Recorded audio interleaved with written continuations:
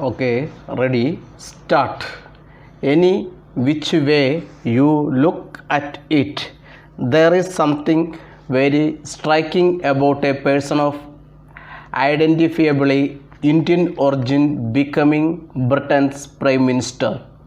Memories of an empire on which the sun was to never set guarantees that the ascension of Rishi Sunak is therefore given to us as something of a benchmark post-colonial movement. A class of Indians whose dreams for a generation or more have mainly consisted of moving west and making it are brimming over with a sense of self-worth. A child of immigrants getting to be Prime Minister of the host country. What could be a more potent symbol of upward mobility?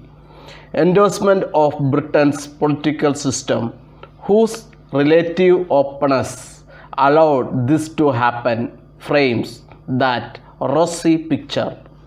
Others were more cynical. Some saw in Sunak a former hedge fund manager and son-in-law of one of India's biggest enforcers, N.R. Narayanamurthy, merely another well-placed apparatchik of global finance. Elite private schooling, Oxford, a stint in Goldman Sachs. He ticked all the dots necessary for class 2 Trump race. Moreover, as many pointed out, he is richer than the King of England, perhaps the richest occupant of 10 Downing Street ever.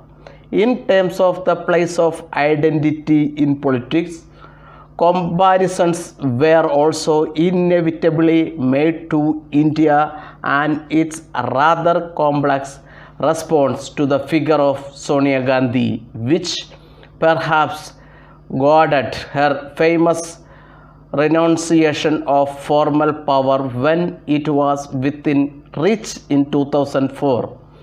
A touch of hypocrisy is not absent in all the vigorous delight then Sunak hardly represents in an active political sense. Britain's immigrants, his views on immigration are likely softer than the classic Tory position enunciated by Enoch Powell back in the 60s with the famous rivers of blood speech only in the realm of rhetoric. Being Britain's PM is also not a trophy but a job. As the third one in 2 months, at a time when war is threatening to unravel the world economy even further, Sunak, who has voted thrice for Brexit, will have plenty of reality to handle after the confetti is swept into the garbage bins. Labour, unsurprisingly, has a hefty edge in popular support right now after the shambolic procession of conservative prime ministers. Boris Johnson and Liz Truss failed before him. Indeed, he handled the finance portfolio during COVID-19, an onerous task. But if he fails now, he would be seen more as a fall guy than a world historical figure. Stop.